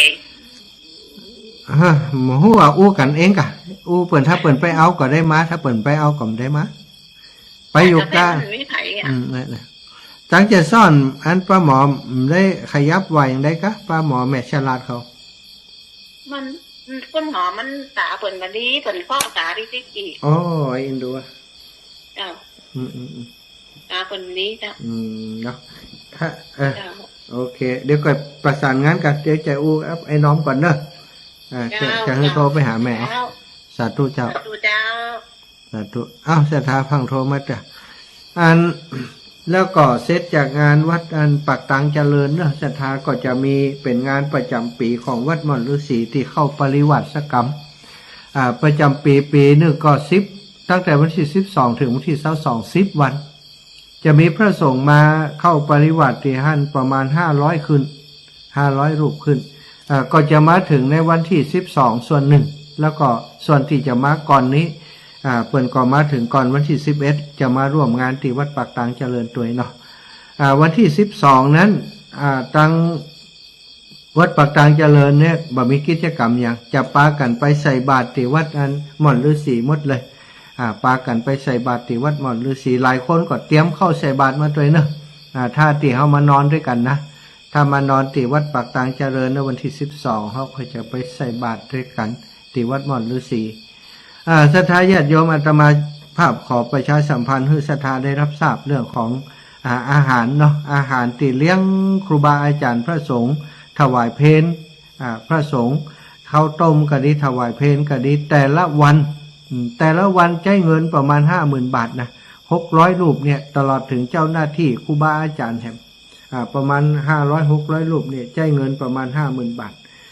ฉะนั้นถ้าใครอยากจะร่วมบุญเป็นเจ้าภาพอาหารด้วยกันจะมีหลายก็เอาเฉพาะวันนะเฉพาะวันสักถ้าใครมีหลายก็ไปเหมาเป็นวันก็ได้ถ้าเขามีนักมีหลายเขาจะหอมแต่ละวันไปหายหอมสมทบเรื่องอาหารก็ได้ท่านอาจารย์พระครูสุเมธธรรมเสวีท่านอาจารย์ก็ได้บอกฝากประกาศประชาสัมพันธ์ให้สถานะบุญทั้งหลายในคลื่นสีขาวครอบครัวคลื่นสีขาวของเขาได้รับทราบอาตมาภาพก็จะเป็นเจ้าภาพเพื่อเปิดสักวันหนึ่งนะสถาในนามของ 106.50 เมกะเฮิรตซ์ตอนนี้ก็จะอู้กับครูบาอาจารย์ท่านอาจารย์พระมหานพดลสุวรรณเมธีประธานสงฆ์เผยแผ่ของจังหวัดลำปางผอ.วิทยาลัยสงฆ์นครลำปางได้ร่วมด้วยช่วยกันเขาจะเป็นเจ้าภาพด้วยกันสักวันหนึ่งเนาะเข้ากรรมปริวาสกรรมที่วัดม่อนฤาษีเพราะครูบาอาจารย์ของเฮาเปิดมีการมีงานอย่างอีนี้มันก็จำเป็นจะได้ช่วยเหลือกันถ้าปล่อยให้เปิดเพียงลำพังเนาะศรัทธาเวลามีการมีงานของเฮาเปิดมาช่วยเฮาเต็มที่เอาแรงจิตแรงใจเอาความรู้ความสามารถมาช่วยเฮาเอาปุญญาบารมีท่านมาปกปักรักษาปกป้องคุ้มครองเฮาเมื่อครูบาอาจารย์มีการมีงานก็จำเป็นที่เฮาจะต้องแสดงถึงความกตัญญูกตเวทีที่มีต่อครูบาอาจารย์ได้ไปสนองงานได้ไปช่วยเหลือเปิ้นอาตมาภาพนี้จะไปช่วยเปิ้นตั้งแต่วันที่12ยาวไปจนถึงวันที่22สถาจนจบงานจะเป็นทุกอย่างนะไปช่วยเป็นอาจารย์กรรมเปิ้นต้วยไปช่วยประชาสัมพันธ์อูจ่าต้วยตุลุงยองเปิ้นต้วยสลับสับเปลี่ยนไปอูจ่าถ้าเปิ้นมอบหมายมาก็จะได้ช่วยเปิ้น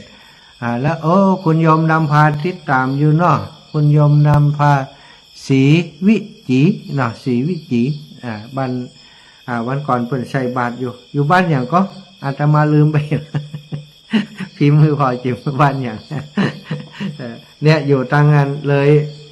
ก่อนจะถึงทุ่งหัวจ้างเนาะก่อนที่จะถึงทุ่งหัวจ้างผ่านที่บ้านโยมก่อน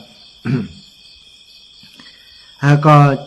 มี2เรื่องที่อาตมาจะช่วยปีนี้ที่วัดอันม่อนฤาษีก็คือเรื่องที่1ช่วยประชาสัมพันธ์เรื่องศรัทธาญาติโยมที่จะร่วมบุญเป็นเจ้าภาพอาหารเนาะเจ้าภาพอาหารคุณโยมบุญมีจุมนาฝ่ายคุณโยมแล้วก็คุณโยมชาญคุณโยมบุญมีจุมนาฝ่าย2 สามีภรรยาเป็นเจ้าภาพ2 วัน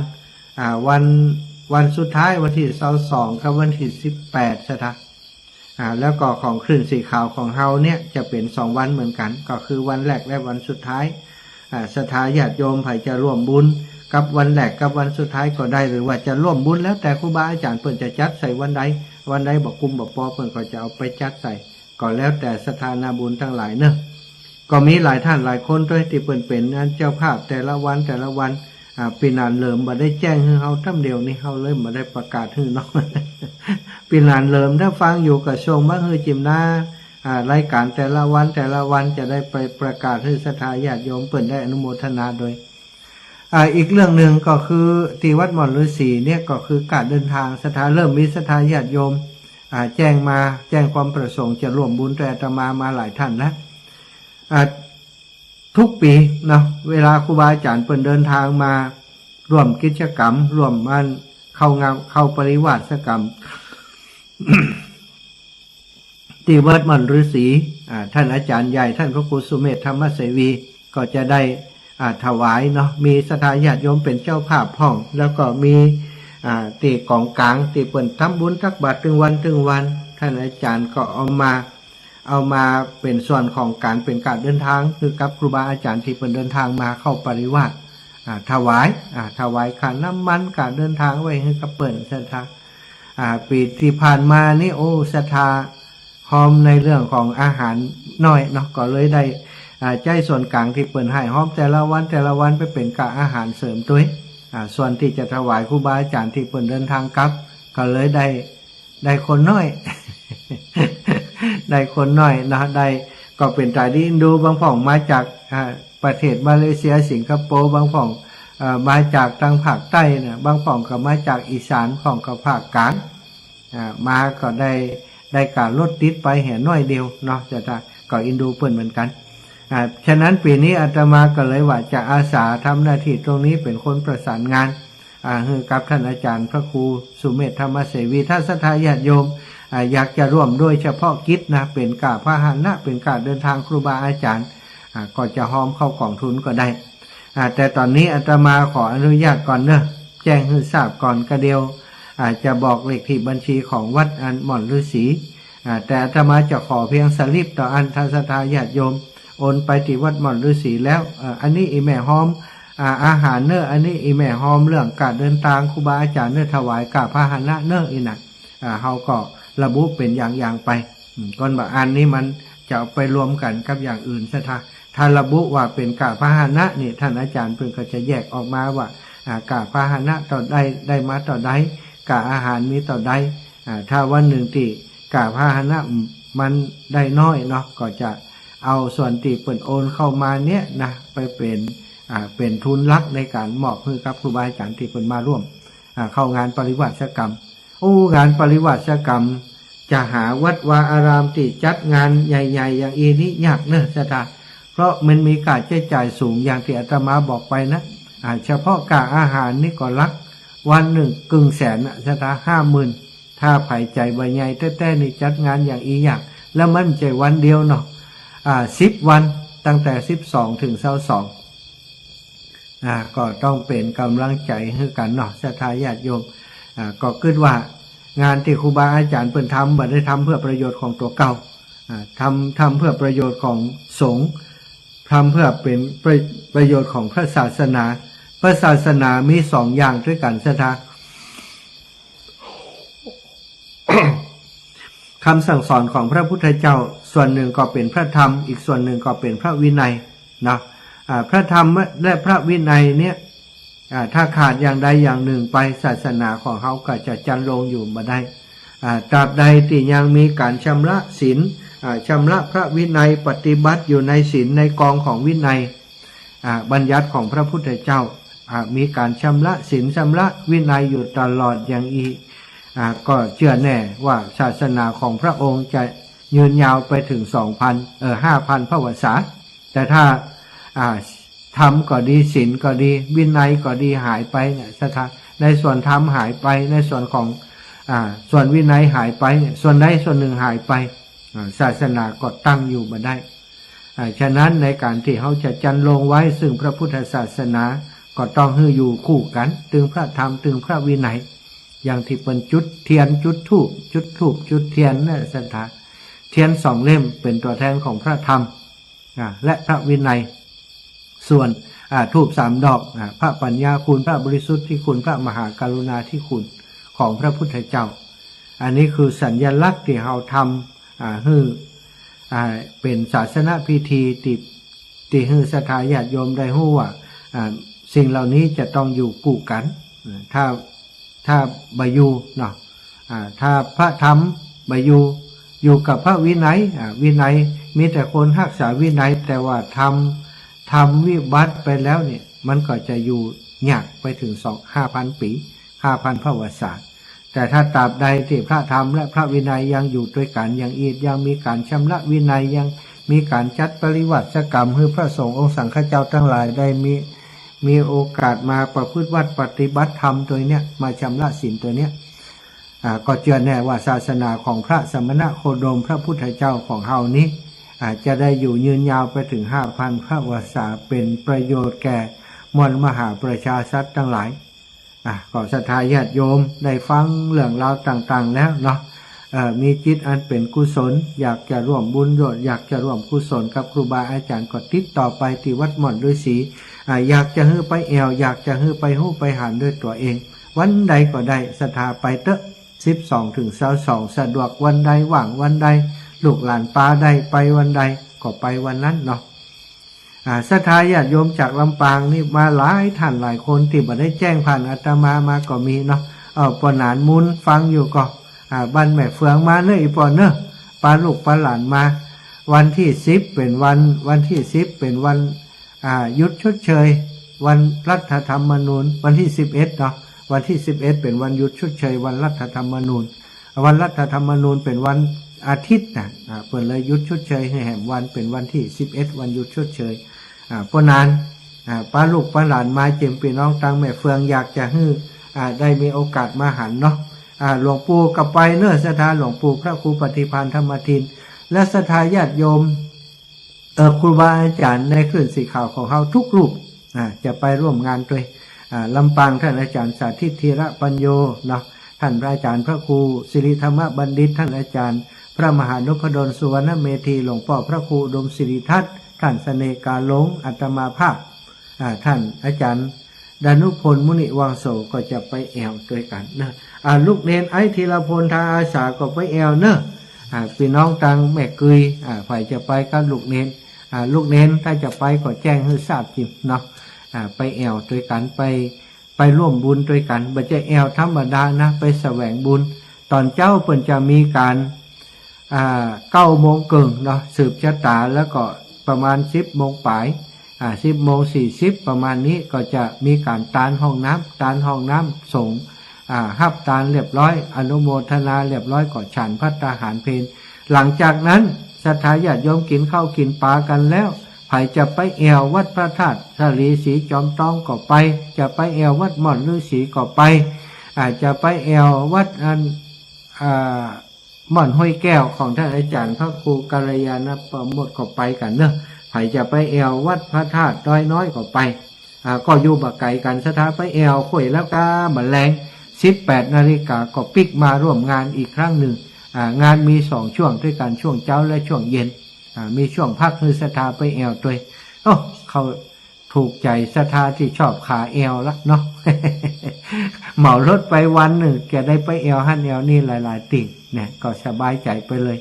อันนี้ก็ฝากให้กับศรัทธาญาติโยมท่านทั้งหลายเนอะอีปออีแม่ทั้งหลายได้สนับสนุนอุปถากอุปถัมภ์ครูบาอาจารย์เปิ่นได้จัดงานขึ้นมาก็เพื่อจะสืบต่ออายุพระพุทธศาสนาสร้างเสนาวัดสร้าง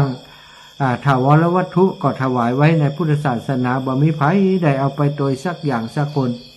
ท่านอาจารย์พระครูอภิวัฒนวิกรมได้มาพัฒนาที่วัดปากกลางเจริญหั่นก็พัฒนาไว้เป็นวัดในพุทธศาสนาของประเทศไทยของศาสนาเฮาบ่ได้สร้างไว้คือกับตัวเก่าตัวเปิ้นก็จะอยู่ช่วงเวลาหนึ่งเนาะเวลาหมดเสียงแล้วเสียงจูบแล้วเปิ้นก็ต้องไปก็สร้างไว้ในศาสนาคนรุ่นหลังจะได้ใจสอนต่อไปที่สำคัญหมู่เฮาจะได้ใจก่อนวันที่11ก็ได้ใจแล้วนะห้องน้ำ10ห้องภัยเกิดใจได้ไล่ใจตันก็ฝากให้ฝากหอมได้เลยเนอะเอาล่ะศรัทธาญาติโยมทั้งหลายตะกี้ได้บอกไว้ว่าจะเปิดสายให้ศรัทธาญาติโยมเจ้าหน่อยเพื่อศรัทธาญาติโยมคงค้างอยากจะอู้จาเรื่องนั้นเรื่องนี้เนาะก็อู้จากันได้เนอะตะกี้แม่สุทัศน์จากแม่วางเนาะโทรมาในช่วงที่ใจโทรศัพท์เปิดเพลงเอาขอแม่สุทัศน์เป็นสายแรกเนอะแม่สุทัศน์แม่วางจะนิมนต์ไปแม่วางก็ว่าอย่างไร มีโอกาสจะเดินแอวอยู่เนอะแม่วางนี่นะช่วงที่อาตมาคิดว่ามีเวลาอยู่เวลาก่อนที่จะไปถึงวัดปากกลางเจริญวันที่11วันนี้วันที่5 6 7 8 9 10โอ้ปะเลอะจะไปแอวแม่วางด้วยหมู่เนาะรอฟังแม่สุทัศน์ใครฮื้อไปกับใครฮื้อไปถ้าใครฮื้อไปก็จะไปแอวเนอะแม่คำแก้วบ้านแม่ห้องแห่ใหม่ตำบลห้วยไข่แม่อีแม่ฟังอยู่โทรมาเนอะคุณโยมสุรชาติสุรชาตินี้เพื่อนฝากอะไรอย่างเพิ่มเพื่อนกะร่วมพร้อมบุญสร้างห้องน้ำ100 บาทอันนี้คุณสุภพรเพิ่มพูนเนาะได้ร่วมบุญมาเนอะอนุโมทนาบุญโดยอันนี้คุณโยมจากเสริมงามบุญนะนี่นะคุณโยมจากเสริมงามบุญนะโทรมาแม่สุทัศน์มาละสายแรกได้เฮ้ย สาธุท่านเจ้าแม่โอ้กำลังตัดหอมเพื่อจะปลูกหอมแดงเนี่ยเจ้าโอ้ก่อนยั่งก่อนแน่วันที่11นี่ยั่งวันเดียวได้เจ้ากำลังวันแล้วก่อนนี่กันเดี๋ยวจะไปเจอให้ตันจะไปเจอให้แล้วเข้าใจเจอเนาะเอาใจไว้เจอสาธุท่านสาธุขอบคุณแม่สุทัศน์แม่วางเอาเร่งให้แล้วเจริญพรแม่บัวลอยยังมันรับจนเนื้อเอาเป็นรับได้อย่างไรลูกเบายังรับนั่นก็ยังดูปะทุกยิ่งแก่บุญว่าเจ้าแม่ขอทำบุญต่อไปขอให้มีความสุขเนื้อเจ้าโยมแม่เจ้าขอเดินทำงานกุศลต่อไปขอให้ได้ดีมีสุขเจ้าสาธุนะสาธุบุญกับอีแม่เนอะสาธุฟังตลอดเนอะสาธุอ้าวแม่บัวลอยใช้สวรรค์ท่าก็แม่สวยพุ่นนะศรัทธาญาติโยมเนี่ยพี่น้องแม่สวยก็ฟังพี่น้องเวียงปะเป้าลบแม่ย่านางรับแล้วก้านี่เวียงปะเป้านี่เวียงปะเป้าดับปิ้งเอาเฮ้ยวันนี้อย่างไรนี่เวียงปะเป้าเวียงปะเป้าหายไปไหนหมดอันนี้แม่สวยถ้าก็แม่สวยยังฟังได้เวียงปะเป้าก็ฟังได้กันเวียงปะเป้าตะกี้แม่เลื้อนแสนต่อเนาะวังเหนืออันนั้นก็ฟังจาก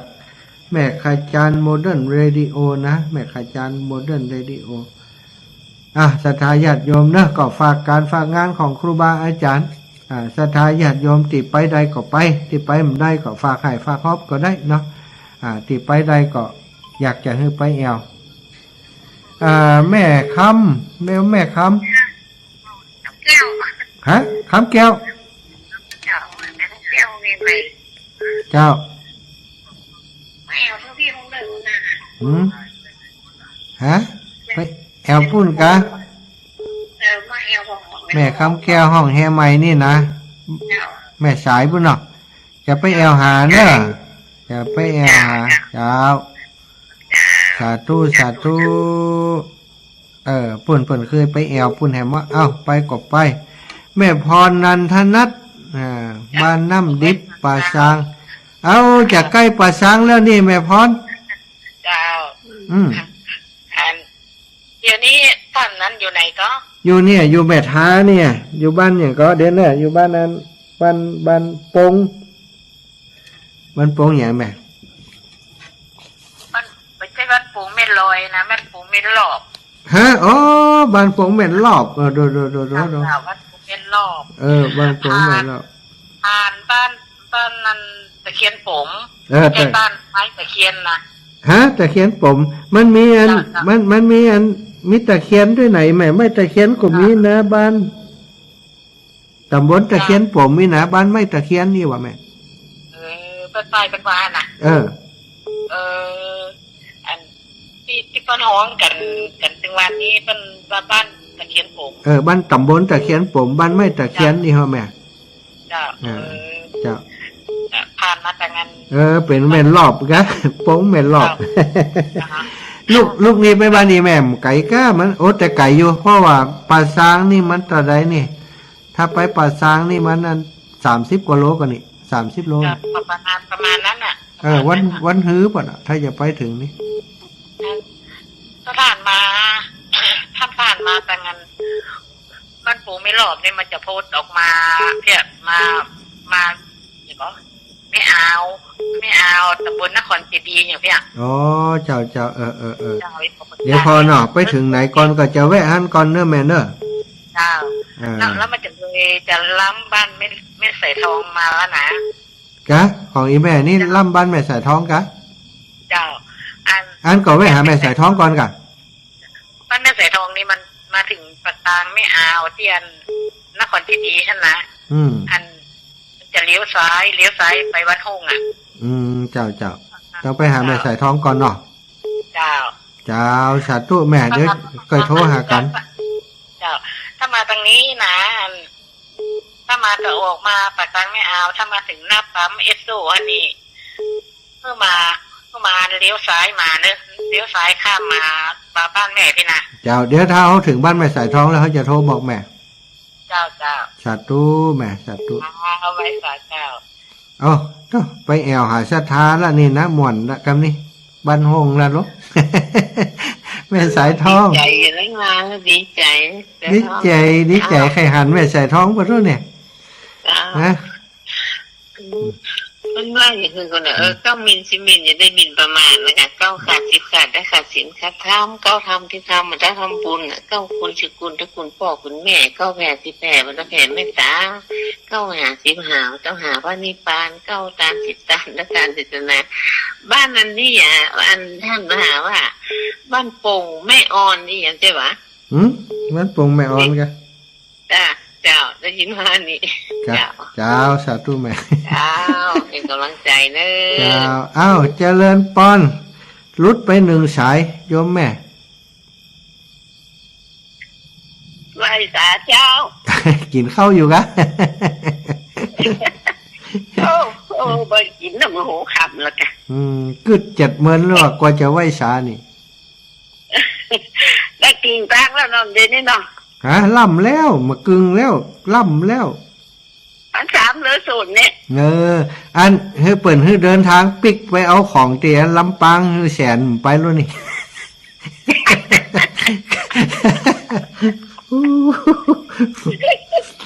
ตึ้มกับตังเก่าตึ้มกับตังเก่าเด็ดขาดขนมไปชิงจริงๆแล้วก็อันจะหนวดกลมตาหนวดสักกำเดี๋ยวนี้ปวดอยู่เนี่ยจังมันเดี๋ยวก่อนออกรายการแล้วก็นวดเต็มที่แล้วเต็มที่ก็นี่นวดแล้วก็รับเนาะก็กินนี่เด้อเจ้าวันที่11นอนบุญก็อีแม่นอนวันที่12ก็ไปใส่บาตรด้วยกันเลยเจ้าอีแม่นี่ก็นอนพุ่นน่ะเอาเต้นไปด้วยเมาไปเลยนะเฉาะนอนเต็มปืนเกาสีนะมีนอนมีนอนเป็นเลอะเนาะจ้าสาธุขอบคุณแม่นะจ้าโยมแม่จันเดินใส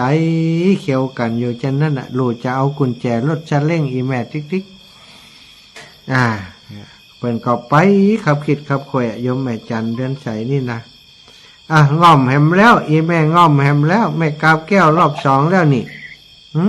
นี่บนมาลำปาง150,000 เดิน มันโกย เดินกลับสายเก่านี่นะไป 150,000ประเมิน ไปเตะเธอ ไปหาแม่ใส่ทองเด้อปนอู้ข่าวม่วนนะเจ้าแม่ใส่ทองนี่ จะแวกกาใครหันหน้าไปนะ ปรับเนี่ยฟังตุลูกก่อนตุลูกก็หาไหวว่าไหวนี่ เจ้าแม่ จัดรายการแล้วก็พักผ่อนเด้อ เจ้าจัดรายการแล้วก็จะรับ เดี๋ยว บุญ แม่อย่ารับละแล้วนี่สาธุรับละ สาธุนะเอาบุญรักษารับไล่เลย ว้าว รับสายอย่างเดียวละใครจะโทรมา2149แล้วเหลือสัก 2-3 สายได้อยู่พี่น้องงานเวียงปะเป้านี่แปลกเฮ้ยวันนี้เงียบไปน่ะสถานีรู้กะหลวงปู่สถานีรู้กะว่าหลวงปู่ห้ามขอโทษนี่เวียงปะเป้านี่แม่นางคำอ้ายนี่ไปทางใดล่ะแม่นางคำอ้ายอีแม่วันนี้ผมได้ยินกะเวียงปะเป้าแม่นางคำอ้ายแม่ไล่ภาพเตจะกุแต่เปิ่นโทรมาอยู่นะเอาทางเมืองฝางฟังอยู่เนื้อเจ้านะสาธุอนุโมทนาบุญเน้อดอกไม้สวยงามขอบคุณที่ได้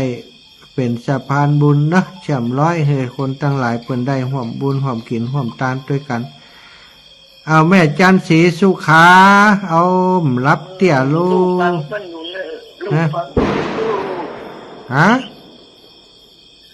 ลูกฟังเพิ่นอยู่เฮาหมู่เก่ากับลูกฟังเพิ่นหมู่ใหม่อยู่เนอะลูกฟังกว่าหมู่ใหม่ก็หายแซ่บนี่เนาะเนาะวันนี้อันเวียงปะเป้าดับปิ้งนะเวียงปะเป้าดับปิ้งแต่ว่าแม่สวยโทรมาตะเกียช่วยงานพระบาทอุดมก็จบสักกรรมมาเหตุว่าแล้ววันนี้ก็เป็นวัดขนาดสัตว์ลูกพระมาเฮ้ยโอ้ยังได้สุขภาพได้เลี้ยงได้เป็นอย่างบ้านวัดน่ะเดี๋ยวก็เป็นวัดเดี๋ยวก็เมาหัวมันยังมูเมาหัวท่านเมาคือถึงงั้นอย่างก็น่ะวังหวานของอีแม่ปะทุละคุณน่ะละลำปางคุณเหียมันห่อนเดียถ้าแล้วเดินพุ่นน่ะกะเดินภาคใต้น่ะกะ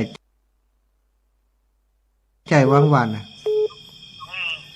น้ำมันวังหวานนะกะยามองวังหวานน่ะน้ำมันหวานน้ำดีเหรอน้ำมันสู้อันยามองมาได้เจ้าเจ้าให้เนี่ยไปไหนก็ถามเขานี่จำได้เหลือสักขวดจุ่มหูเจ้าเดินแล้วเดินแล้วก็ไม่เข้าใจว่ามันก็ใจอยู่เจ้า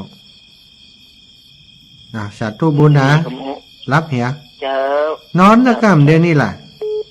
นอนแล้วจ้ะเอาเหนื่อยแค่นอนแต่เช้ารับเลยเอาเจริญปอนแม่สีทอนเปรมจิตเจ้าไว้สักเจ้าท่านมาแล้วเสียงเจ้าเจ้าเป็นได้พ่องสบายแข้งปวดขาเนาะสบายดีตระอัน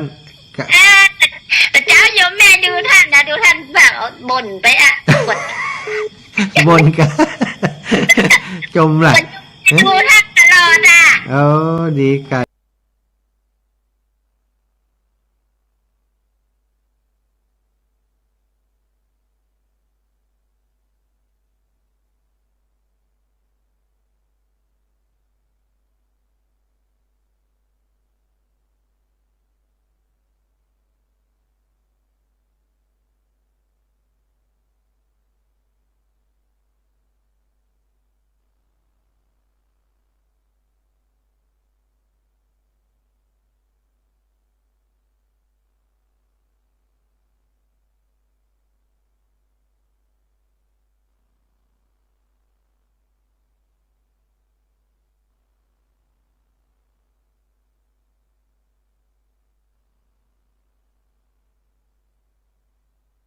ดีกะเขาก็จมให้มวยแม่ฟังเล่นไปอันนั้นกะเจ้า